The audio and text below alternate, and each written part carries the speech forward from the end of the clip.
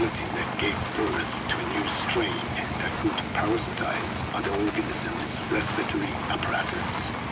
This survival tactic helped lower their oxygen consumption, and inhabiting the throat kept them securely in contact with inhaled air. The best survivors were those that parasitized the reptiles that flourished.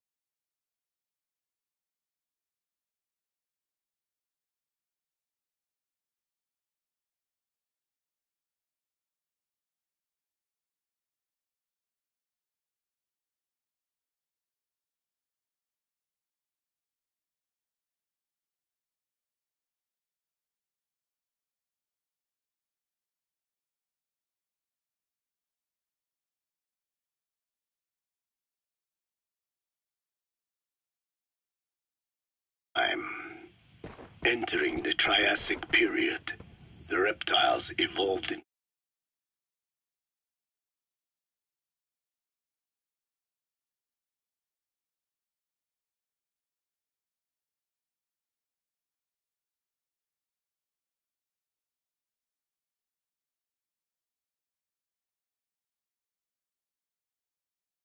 dinosaurs, and the protoparasites shared in their success. Dinosaurs developed respiratory organs called air sacs to adapt to the low oxygen environment. These in particular helped the protoparasites thrive. But another trial awaited them. The end of the Triassic period saw another drastic change in the Earth's environment. For most parasites, the male and female take the same host. Many are, in fact, hermaphrodites. Originally, the vocal cord parasites were as well. But for any strain to ride out a severe environmental change, it must secure a steady pool of genetic diversity. Another split. Now the newest strain procreated with mates found in other hosts. And in order to increase its encounters with those mates, the new strain utilized the voice of its host. They came to inhabit the host's vocal cords.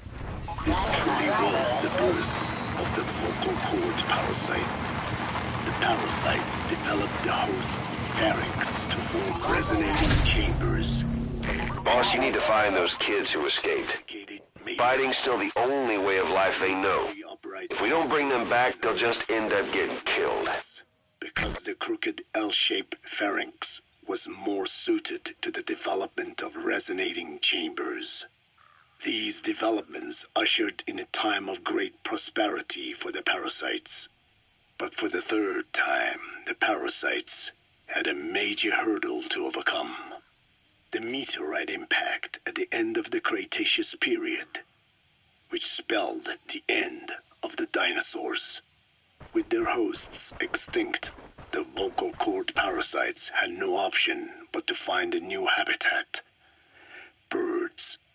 As genetic successors to the dinosaurs, with functioning air sac apparatus already in place, birds were the perfect choice.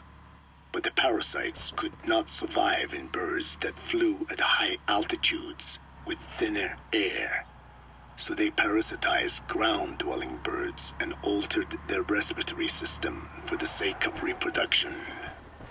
They gave the birds the means to produce sophisticated sounds. The syrinx responsible for chirping. This is the proof that points to activation of FOXP2 in songbirds as well as humans. The Cenozoic era began with a rise in oxygen concentration, which helped mammals to evolve and increase in size. The parasites then shifted to humans as a more effective host. Humans' bipedal upright walking meant that our throats could support larger resonating chambers. At first, vocal cord parasites entered humans using birds as their intermediate host. But eventually they changed to conducting their entire life cycle within human hosts. What happened next is as I have already described. People took the vocalizing prowess given them by the parasites and made it language, and Once the parasites could no longer use it as their mating call, they died out. Or in other words, the parasites overcame all evolutionary hurdles except humanity. Skullface shared his opinion on this matter.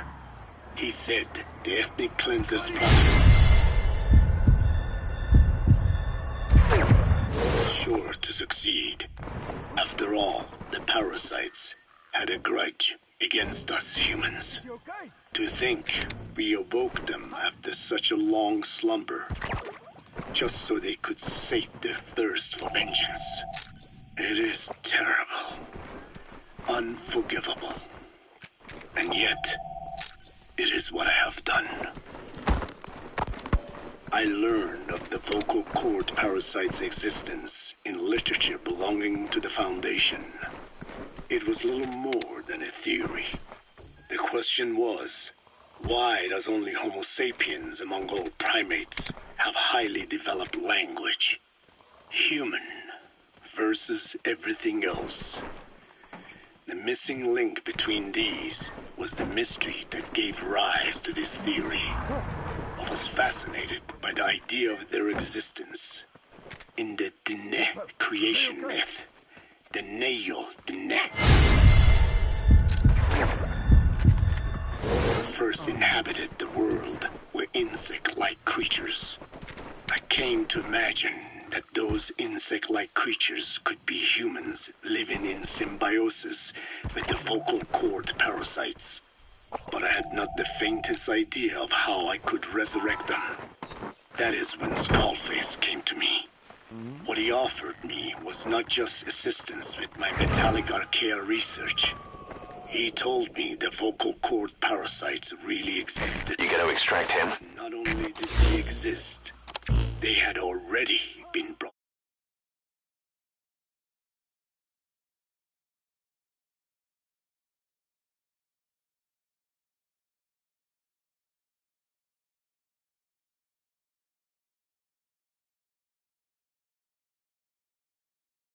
life in the modern age.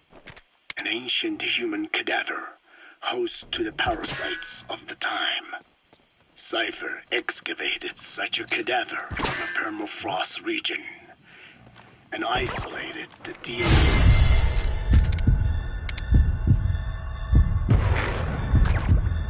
of the vocal cord parasites.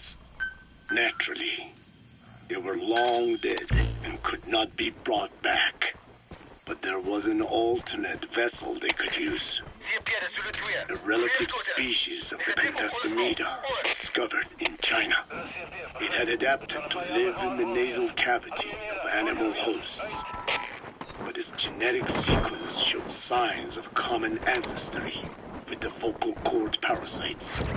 Ontogenesis, the path of an organism to maturity, is like a road. Subject on board. Leave the rest to us. Entire screen. Cypher used this to effect a reverse evolution of the modern parasite and resurrect